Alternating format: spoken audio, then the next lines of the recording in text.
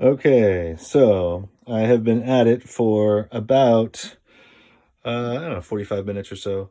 You can see some of my color mixtures.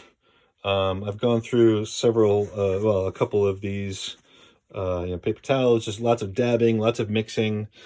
Um, and you can see kind of I'm using the different color dabs in lieu of drawing, right? So you can see there's the warm oranges and yellows and reds of the clementine orange.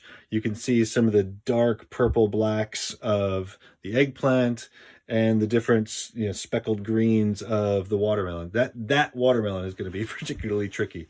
There's a few, I wouldn't say false starts, but a few of the initial colors that I came up with ended up being a little bit off. So you can see I basically, that darker gray I think is a little bit dark for that section between the eggplant and the watermelon, right? So it's certainly, I don't know if you can tell in the video, but the background section, that triangle area, is definitely darker than this, but it's harder to tell in the video.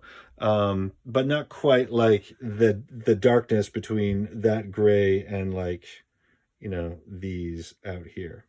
But the form is starting to emerge, I think. One thing I didn't mention before is that I have these pieces of old watercolor paper painted different colors, and you can see that it's easy. I use that, oh, there we go, to kind of isolate the different areas. And instead of kind of isolating with my finger, which I also do, I like isolating with these pieces of paper. Sorry, sometimes it's hard to know what my right hand and what my left hand are doing. So I've painted them different colors in order to help me, I don't know, to kind of play with color a little bit. I made them years ago.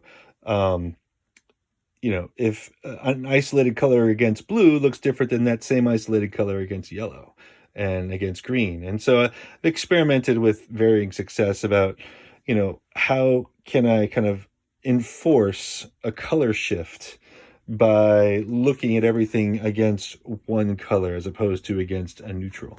I could also make it neutral by looking at it through the other way. But I like these cards.